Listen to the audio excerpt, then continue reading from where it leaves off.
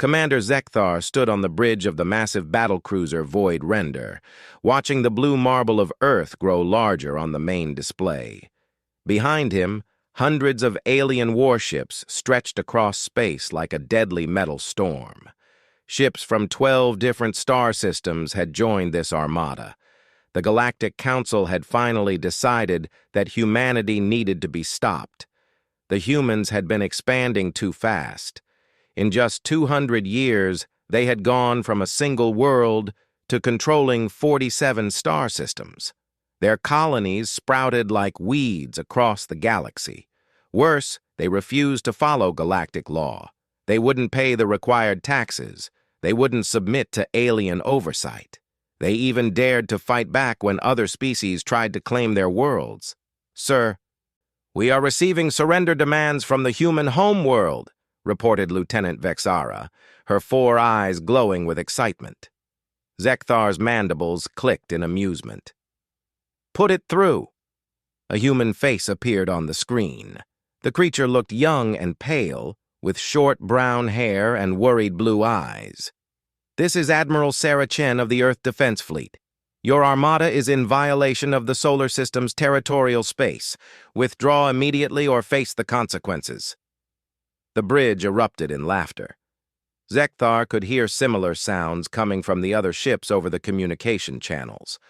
The human female looked so small and helpless compared to the mighty alien warriors surrounding her homeworld. "Admiral Chen," Zekthar spoke into the communicator, his voice carrying the authority of someone who had conquered 17 worlds. "I am Commander Zekthar of the Galactic Enforcement Fleet. You will surrender unconditionally within 1 standard hour. All human military forces will be disbanded. Your colonies will be redistributed among Council member species.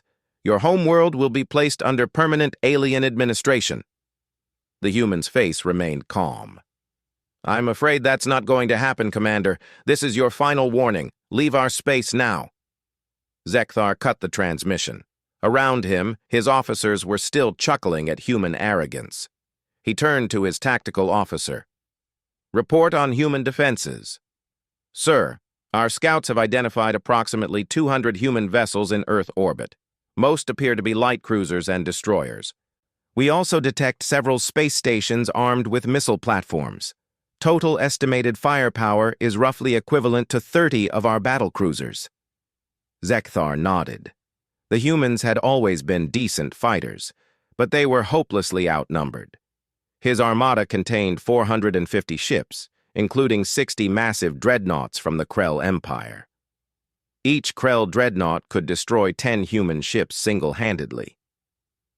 "What about their famous secret weapons that intelligence keeps warning us about?" asked Vexara.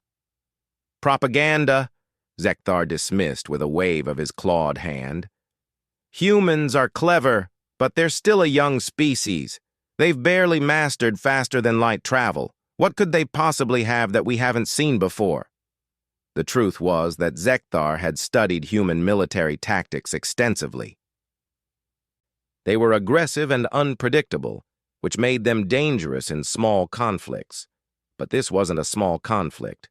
This was total war, and numbers always won total war. "Sir, we're receiving tactical data from Admiral Thurok's squadron," the communications officer announced.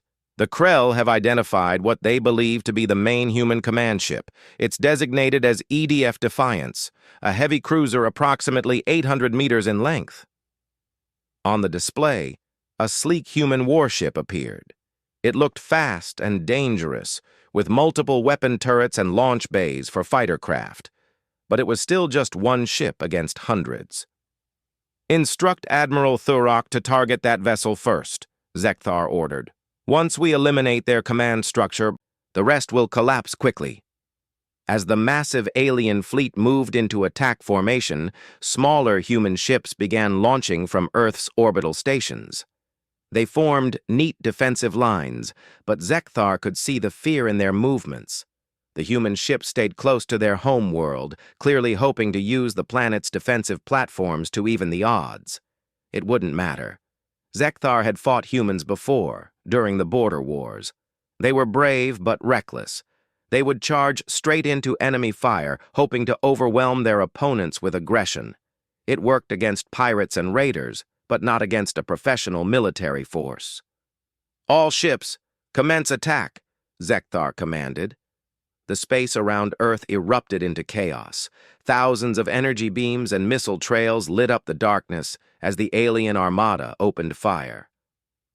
The human ships responded immediately, their own weapons blazing as they fought desperately to protect their world.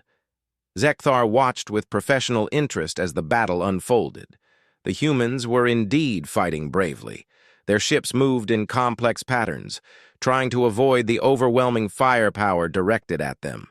Some managed to break through the alien lines and launch attack runs on the larger capital ships. But it wasn't enough. For every alien ship the humans destroyed, they lost 3 of their own. The mathematical reality was harsh and unavoidable.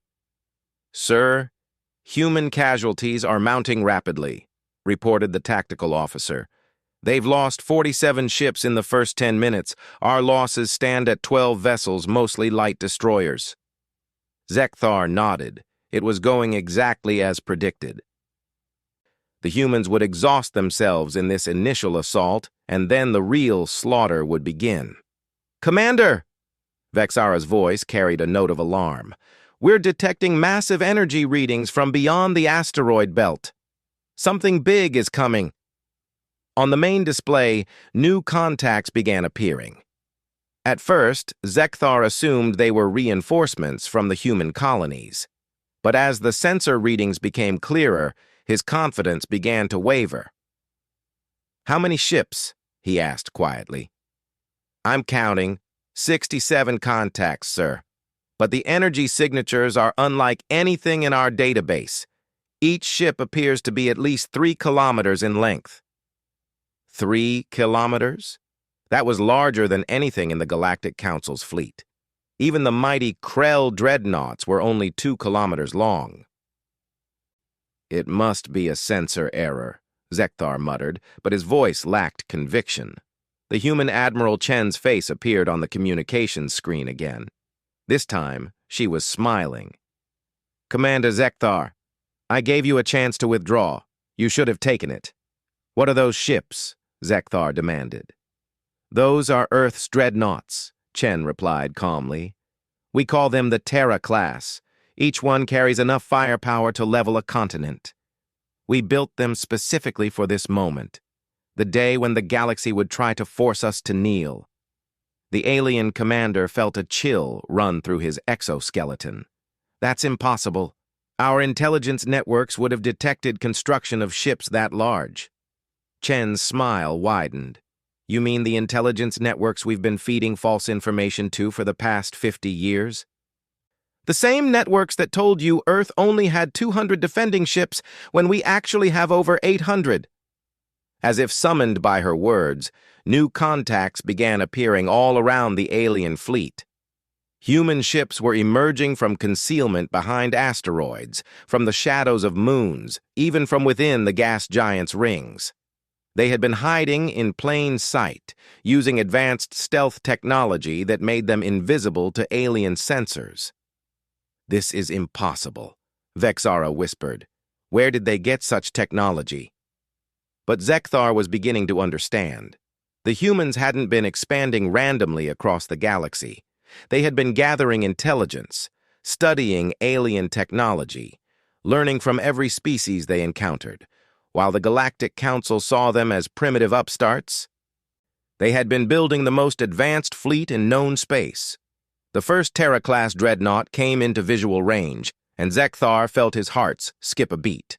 The ship was a monster of black metal and angular geometry. Its hull bristled with weapon systems that he couldn't even identify. Energy readings from its power core registered higher than anything he had ever seen.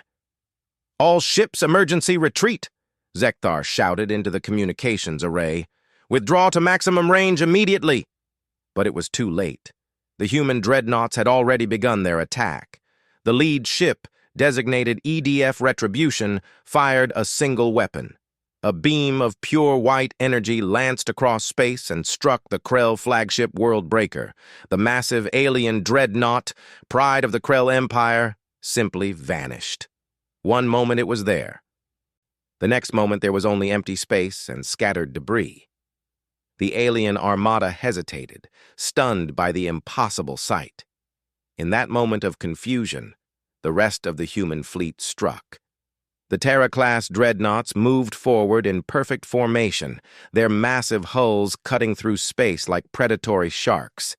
Each ship carried weapons that defied conventional understanding of physics.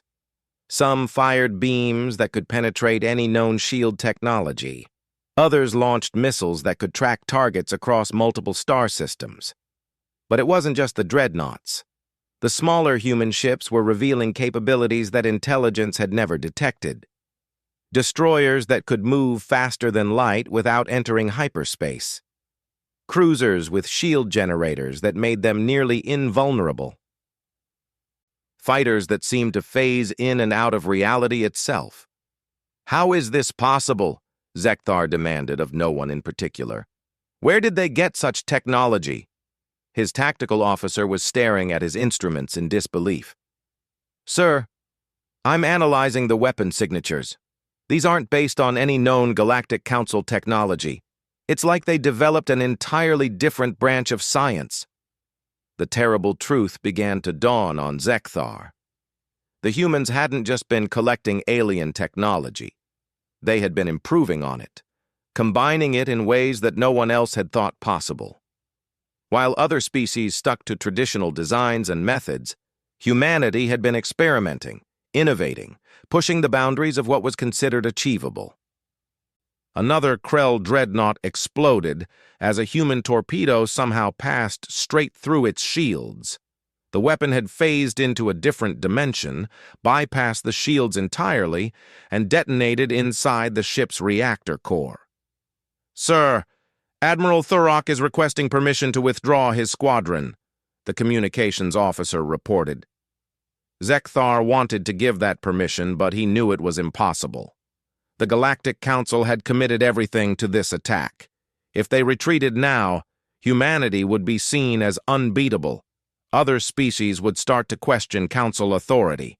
The entire galactic order would collapse. Tell Admiral Thurok to press the attack, Zekthar ordered reluctantly. All ships concentrate fire on the human dreadnoughts. They may be powerful, but they must have some weakness. The alien armada reorganized and launched a massive coordinated assault on the nearest Terra-class ship. Hundreds of energy beams and thousands of missiles converged on a single target. For a moment, the human dreadnought disappeared in a blaze of explosions and energy discharges. When the light faded, the ship was still there. Its shields hadn't even flickered. This is madness, Vexara whispered. Nothing can withstand that much firepower. But Admiral Chen's voice came over the communications channel again, calm and confident. Commander Zekthar, you're fighting yesterday's war with yesterday's weapons. Humanity doesn't just adapt to challenges. We evolve past them. Every time the galaxy tried to suppress us, we became stronger. Every time you attacked our colonies, we learned something new. You taught us that the universe is hostile, so we became something the universe should fear. The human counterattack was devastating. The Terra-class dreadnoughts moved through the alien formation like ancient gods of war, their weapons reducing mighty warships to cosmic dust. The smaller human vessels darted between enemy ships, their advanced technology allowing them to strike and vanish before return fire could find them. Zekthar watched his fleet being systematically destroyed and realized that this had never been a battle. It had been an execution. Sir, we've lost 60% of our forces, the tactical officer reported, his voice hollow with shock. Casualties include Admiral Thurok and his entire squadron. The survivors are requesting permission to surrender. Surrender. The word tasted like poison in Zekthar's mouth. No Galactic Council fleet had ever surrendered to a primitive species, but looking at the slaughter surrounding his ship, he knew they had no choice. "Open a channel to Admiral Chen," he said quietly. The human woman appeared on the screen again. Behind her, Zekthar could see the bridge of her command ship. It was filled with displays showing tactical information, but also something else. Images of human colonies that had been attacked by alien forces over the years. The faces of human civilians who had died defending their homes. "Are you ready to discuss terms?" Chen asked. Zekthar's pride warred with his pragmatism. Finally, survival instincts won. "What are your demands?" "Complete withdrawal from human space, recognition of humanity's territorial claims, formal apology to the families of those killed in your unprovoked attacks, and reparations for the damage caused to our colonies." These terms were harsh but fair. Zekthar had expected much worse. "And if the Galactic Council refuses these terms?" Admiral Chen's expression hardened. "Then the next time we meet, Commander, it won't be in your territory. It will be in ours, and we won't be defending anymore." The threat was clear. Humanity had revealed just a fraction of their true capabilities. If forced to go on the offensive, they could probably conquer half the galaxy before anyone figured out how to stop them.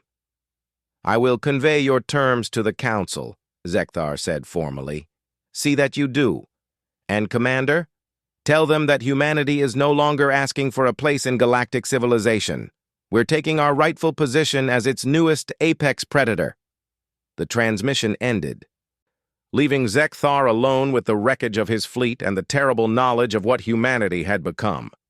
As he ordered the surviving ships to retreat, he couldn't shake the feeling that everything had just changed forever.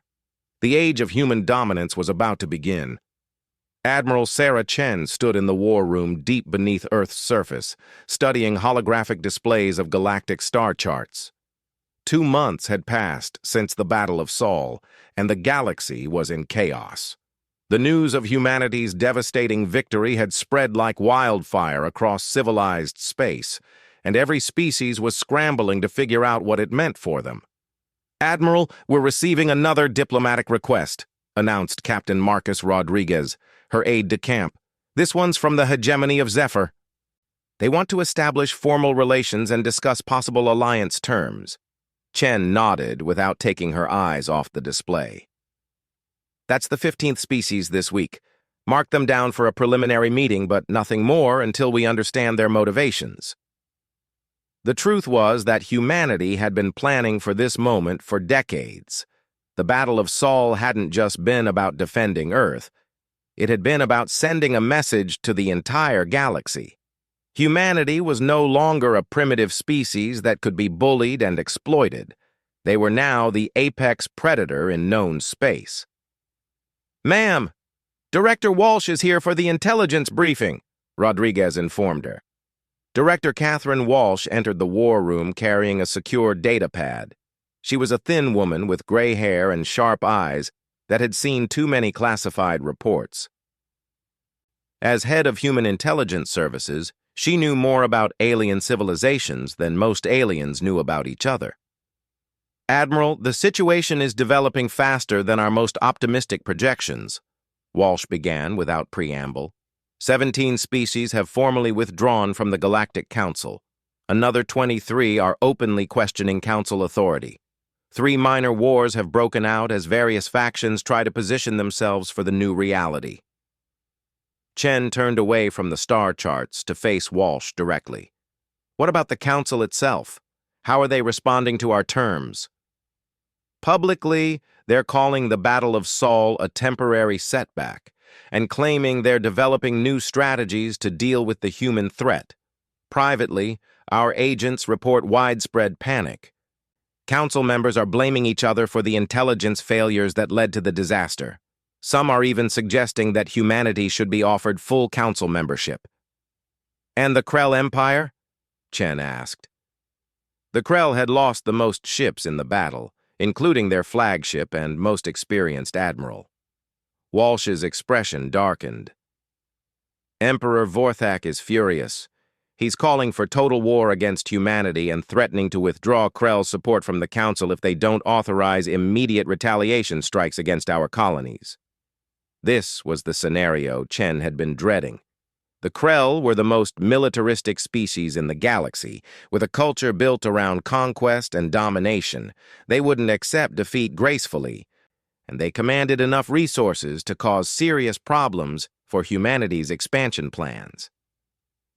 "What's our intelligence on their current military capacity?" Chen inquired. "After the Battle of Seoul, they've lost approximately 40% of their frontline fleet, but they have extensive reserves and they're mobilizing everything they have. Conservative estimates suggest they could field a force of over 1,000 ships within 6 months. Chen walked back to the star charts and highlighted the Krell Empire's territory. It was a massive region of space containing dozens of heavily fortified worlds and military shipyards. Even with humanity's technological advantages, a direct assault on Krell space would be costly. "What about their allies?" she asked. "That's where it gets interesting," Walsh replied with a slight smile.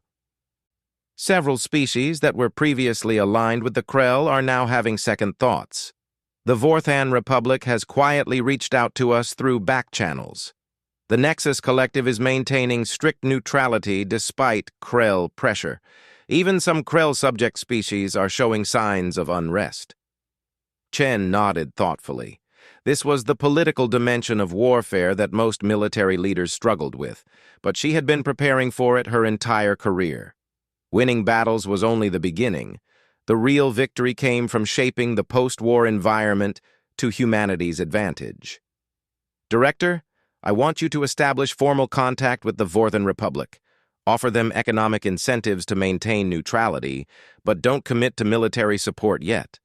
As for the subject species in Krell territory, start providing them with intelligence about Krell military movements. Let them draw their own conclusions about rebellion." "Understood, Admiral. There's one more thing you should know about. Our deep space monitoring stations have detected unusual activity in the Outer Rim territories. The Outer Rim was largely unexplored space beyond the current boundaries of galactic civilization. Most species avoided it due to radiation hazards and the presence of hostile alien entities known as the Devourers." "What kind of activity?" Chen asked with growing concern. "Mass migrations. Dozens of previously unknown species are fleeing deeper into explored space. They're refugees, Admiral. Something in the Outer Rim is driving them out." Chen felt a chill run down her spine. The last time there had been mass migrations from the Outer Rim, it had preceded the First Devourer War 3 centuries ago. That conflict had nearly destroyed galactic civilization before the various species finally united to drive the Devourers back into deep space. "How much time do we have before whatever's chasing them reaches our territory?" she asked. Walsh consulted her datapad. "Unknown. The refugee species aren't talking, and our long-range sensors can't penetrate that far into the rim. Best guess is anywhere from 6 months to 5 years. This changed everything. If the Devourers were returning, humanity couldn't afford to be locked in a destructive war with the Galactic Council. They needed to end the current conflict quickly and start preparing for a much more serious threat. "Captain Rodriguez," Chen called to her aide, "contact Fleet Admiral Park aboard the Retribution. I want to discuss accelerated timetables for our colonial defense initiatives." "Yes, ma'am," Rodriguez replied, already moving toward the communications console. Chen turned back to Walsh. "I want continuous monitoring of the Outer Rim situation. If the Devourers are stirring again, we need maximum warning time. Also, start reaching out to species that fought in the previous Devourer War. We may need their historical knowledge." As Walsh left to carry out her orders, Chen remained alone with the star charts. The holographic display showed the current state of galactic politics, a web of alliances, conflicts, and neutral zones that was growing more complex by the day. Humanity's position was strong but precarious. They had the most advanced fleet in known space, but they were still vastly outnumbered. They needed to leverage their technological advantages carefully, using diplomacy and strategic thinking rather than brute force. A soft chime indicated an incoming priority transmission. Chen activated the secure channel and saw the face of President Elena Santos, Earth's civilian leader. "Admiral, I've been reviewing the latest reports from our colonial administrators. The economic benefits of our technological demonstration are already becoming apparent. Several mining consortiums have approached us with extremely favorable deals for rare mineral extraction rights." Chen wasn't surprised. The galaxy's economy was built on the exploitation of strategic resources, and everyone wanted to be on the good side of the species that had just demonstrated overwhelming military superiority. "That's encouraging, Madam President. But we can't let economic considerations distract us from the larger strategic picture. The Krell are still planning retaliation, and there are signs of an emerging threat from the Outer Rim." Santos nodded gravely. "What do you recommend?" "I think it's time to implement Phase 2 of the Long Plan," Chen said quietly. The Long Plan was humanity's comprehensive strategy for achieving galactic dominance. Phase 1 had been the technological development program that produced the Terra-class Dreadnoughts and other advanced weapons. Phase 2 was political, the systematic undermining of the Galactic Council's authority through a combination of military pressure and diplomatic maneuvering. "Are you sure we're ready for that level of commitment?" Santos asked. "Phase 2 means revealing more of our capabilities to potential enemies." Chen looked at the star charts again, focusing on the red zones that indicated potential threat areas. "Madam President, I don't think we have a choice anymore. The galaxy is moving toward a multipolar power structure whether we like it or not. We can either shape that transition to our advantage, or we can wait and react to events as they unfold." Santos was quiet for several moments, weighing the implications. "Very well, Admiral. You have my authorization to proceed with Phase 2. But I want detailed reports on every major operation, and I want veto power over any actions that could trigger a general war." "Understood, Madam President." After the transmission ended, Chen called up a detailed breakdown of Phase 2 operations. It was an ambitious program involving simultaneous diplomatic, economic, and military initiatives across dozens of star systems. The first major operation would be the liberation of the Kethlar system, a strategically important region currently under Krell occupation. The Kethlar were a peaceful species that had been conquered by the Krell 50 years ago, and their homeworld contained some of the galaxy's most advanced research facilities. A successful liberation would serve multiple purposes. It would demonstrate humanity's commitment to protecting smaller species from aggressive empires. It would provide access to valuable research data that could enhance human technology even further, and it would force the Krell to divert resources away from their planned retaliation against Earth. "Captain Rodriguez," Chen called. "Set up a meeting with Admiral Park and the other fleet commanders. I want operational plans for a strike against the Kethlar system within 72 hours. "Yes, ma'am. Should I also contact the diplomatic corps about potential negotiations with the Kethlar resistance?" "Absolutely, but make sure those contacts remain completely covert. We can't afford to have the Krell discover our intentions before we're ready to move." As Rodriguez hurried off to arrange the meeting, Chen returned her attention to the galactic star charts. The display showed the current positions of major fleets, trade routes, and political boundaries. But Chen saw something else: the outline of humanity's future empire. It wouldn't be built through conquest alone.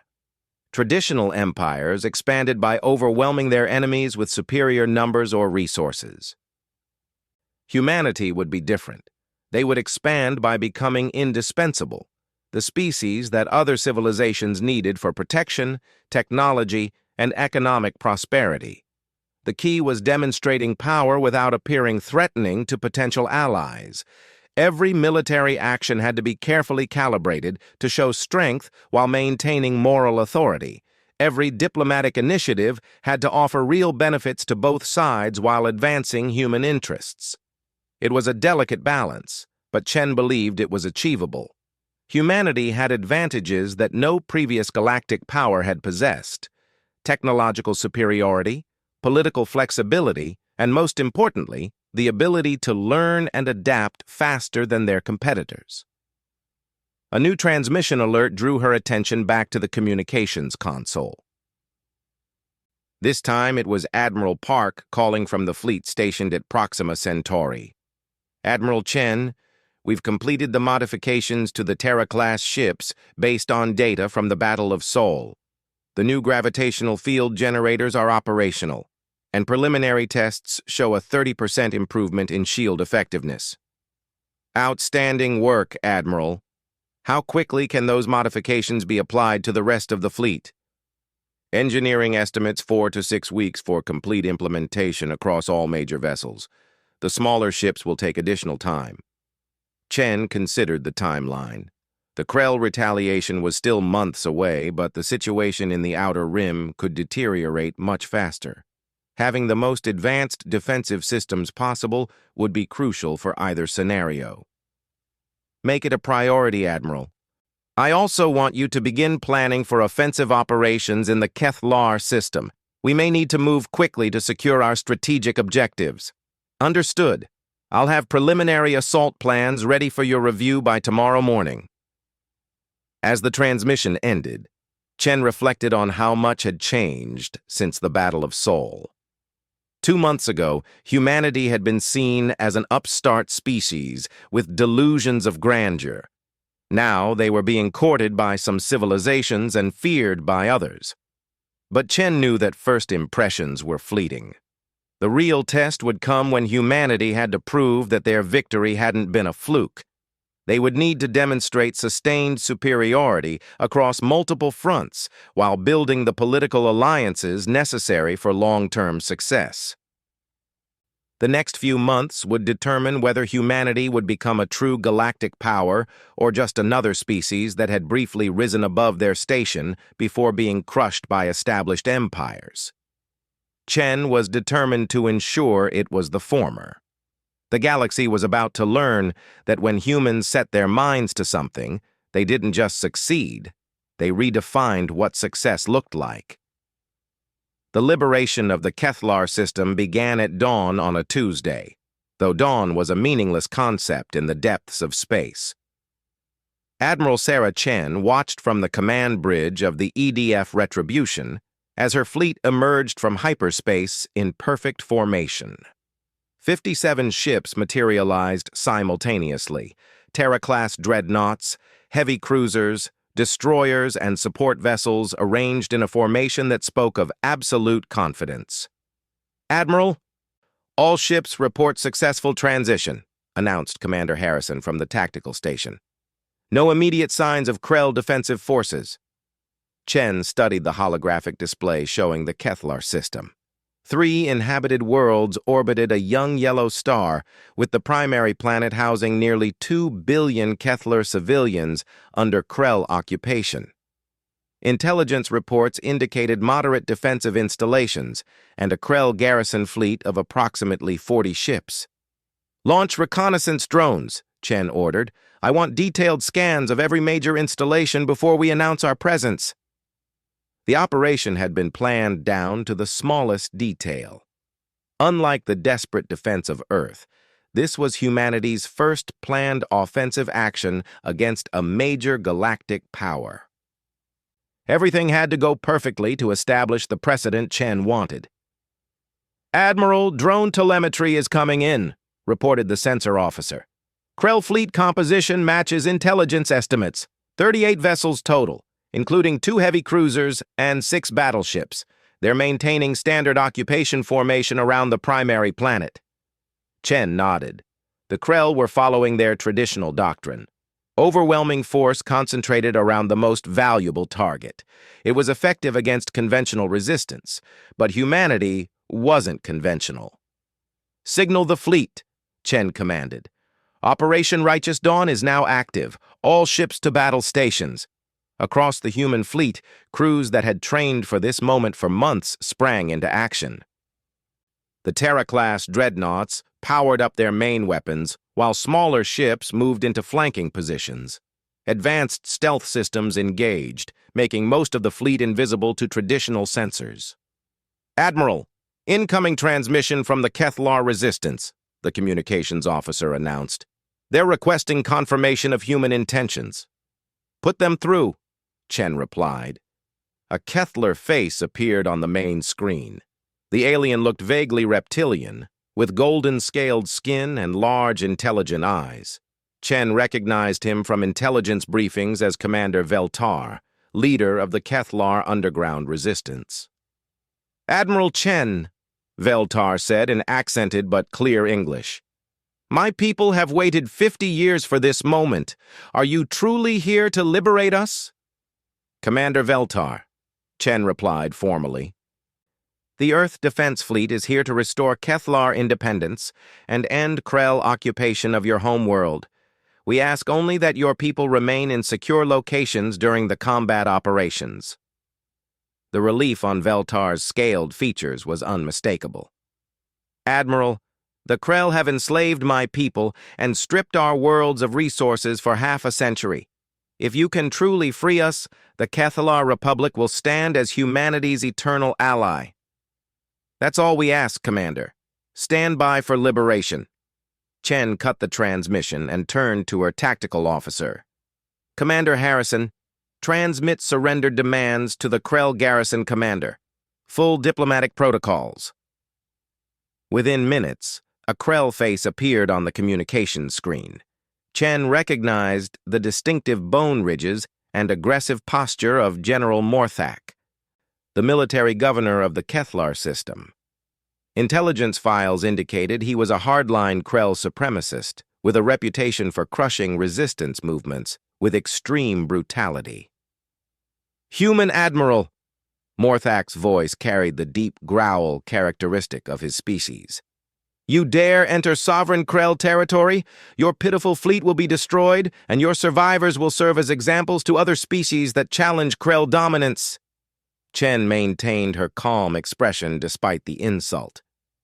"General Morthak, you are guilty of war crimes against the Kethlar people and illegal occupation of their sovereign territory. Surrender immediately, and you will be treated according to galactic conventions. Continue resistance and face the consequences." Morthak's laughter was a harsh barking sound. "Consequences? Human, you face the finest warriors in the galaxy. The Krell Empire has conquered hundreds of worlds. Your species is nothing more than primitive mammals playing with weapons too advanced for your understanding. General, you have 30 minutes to surrender," Chen said calmly. "I suggest you use that time wisely." After cutting the transmission, Chen allowed herself a small smile. Morthak's arrogance was exactly what she had hoped for. The Krell would fight conventionally, using tactics that had worked for centuries against other species. They had no idea what humanity had learned from studying every major military conflict in galactic history. "Admiral, Krell fleet is moving into attack formation," Harrison reported. "Standard wedge configuration. Heavy ships in front. Lighter vessels providing support." "Perfect. Signal the fleet. Initiate Ghost Protocol." Across the human formation, advanced stealth systems activated simultaneously. To Krell sensors, the human fleet simply vanished. What had been 57 distinct contacts became empty space scattered with a few pieces of metallic debris. On the Krell command ship, Chen knew that confusion would be turning to panic. Their sensors would be showing impossible readings, while their commanders tried to understand how an entire fleet could disappear. "Drones report Krell ships are spreading out, attempting to locate our force," the sensor officer announced. "Their search pattern indicates they believe we've withdrawn to long range." Chen watched the tactical display as Krell ships moved away from the planet, hunting for an enemy that was actually moving closer with every passing moment. Humanity's stealth technology didn't just hide ships. It could create false sensor readings, project holographic decoys, and manipulate electromagnetic signatures to confuse enemy targeting systems. All ships, prepare for synchronized strike, Chen commanded. Target priority.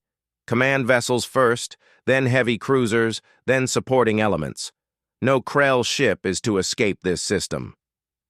The attack began without warning. Human ships materialized around the scattered Krell formation like predators emerging from tall grass. The Terra-class Dreadnought. Retribution appeared directly above General Morthak's flagship and fired a single devastating blast. The Krell command ship's shields collapsed instantly, its thick armor plating vaporized under the impact of weapons that operated on principles beyond current galactic understanding. Within seconds, the pride of the Krell garrison was reduced to expanding plasma. Across the battlefield, similar scenes of destruction played out as human ships revealed themselves and struck with surgical precision. Advanced targeting systems identified weak points in enemy vessels, while quantum torpedoes phased through shield generators to detonate inside enemy hulls. "Admiral, Krell casualties are mounting rapidly," Harrison reported.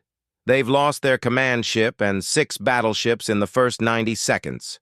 Remaining vessels are attempting to form defensive positions around the primary planet." Chen nodded approvingly. The battle was proceeding exactly as planned. But the real test would come when the Krell tried to use Kethlar civilians as human shields. Every indication suggested they would threaten to bombard population centers if the human attack continued. "Admiral Chen," a new voice interrupted her thoughts. It was the communications officer. "Incoming transmission from the surviving Krell forces. Acting Commander Zorthak is requesting parley. Put him through."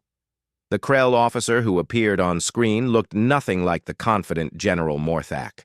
His bone ridges were scarred, and one eye was covered with medical bandages. Behind him, Chen could see the bridge of a heavily damaged ship. "Human Admiral," Zorthak's voice was strained. "You have demonstrated superior firepower, but know that we have prepared contingencies. If you continue this assault, automated systems will bombard every Kethlar population center. Millions of civilians will die." This was the moment Chen had been preparing for.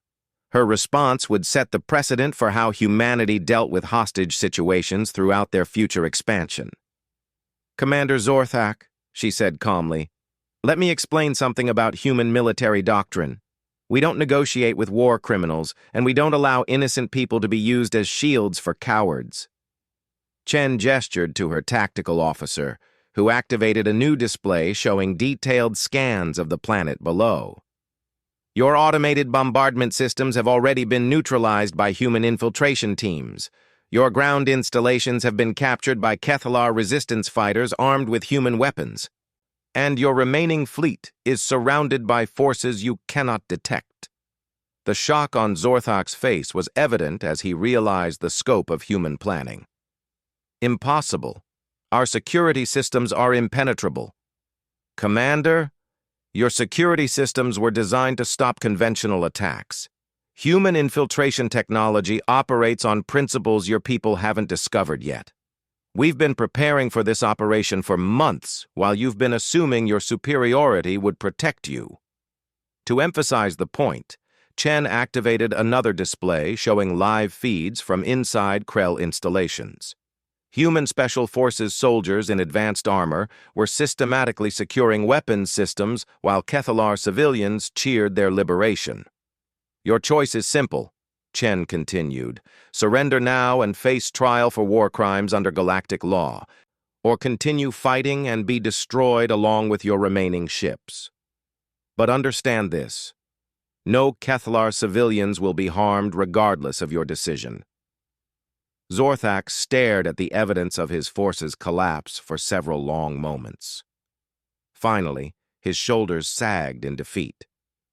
"Human Admiral, I formally surrender Krell forces in the Kethlar system. Request mercy for my surviving personnel." Granted, Commander. All Krell military personnel who surrender will be treated according to galactic conventions. Transport ships will arrive shortly to evacuate your forces. As the transmission ended, Chen felt a mixture of satisfaction and concern. The military operation had been a complete success. Krell forces eliminated with minimal casualties and no harm to civilians. But she knew this victory would have consequences across the galaxy. Admiral, incoming priority transmission from Earth, the communications officer announced. It's President Santos. The president's face appeared on screen, but she wasn't alone. Chen could see other figures in the background, members of the Security Council and representatives from the diplomatic corps. Admiral Chen, congratulations on a flawless operation, Santos said. But I'm afraid we have urgent news from our intelligence networks. The Galactic Council has called an emergency session to discuss the human threat. More importantly, our deep space monitors have detected massive energy signatures moving in from the outer rim. Chen felt her stomach tighten. The Devourers? Unknown at this time. But the energy patterns match historical records from the last incursion. Admiral, we need to consider the possibility that humanity's demonstration of advanced technology may have attracted their attention. This changed everything. The Devourers were ancient entities that existed outside normal space-time, emerging periodically to consume entire star systems. The last time they had appeared, it had taken the combined fleets of dozens of species to drive them back into deep space. Madam President, what are our orders regarding the Kethlar situation? Chen asked. Complete the liberation as planned, but accelerate the timeline for establishing defensive positions. We may need the Kethlar research facilities to develop countermeasures against whatever's coming from the outer rim. After the transmission ended, Chen looked out at the Kethlar system with new eyes. What had seemed like a strategic victory now felt like the beginning of a much larger conflict. Humanity had proven they could defeat conventional galactic powers, but ancient cosmic threats were an entirely different challenge. Commander Harrison, signal the fleet to begin Phase 2 operations, she ordered. I want full orbital control of this system within 6 hours. And contact Admiral Park at Terra Command. We need to discuss accelerated deployment of our deep space monitoring network. As her orders were carried out, Chen reflected on the irony of the situation. Humanity had spent decades preparing to challenge galactic civilization, only to discover that civilization itself might be facing an existential threat. But perhaps that was exactly what the galaxy needed, a species that could adapt, innovate, and fight against impossible odds. The Devourers had emerged from deep space before, but they had never faced humanity. Chen smiled grimly as she watched human ships secure the Kethlar system. The galaxy was about to discover that when humans were pushed to their limits, they didn't break. They evolved into something even more formidable than before. The age of human dominance was just beginning, and not even ancient cosmic horrors would stop it.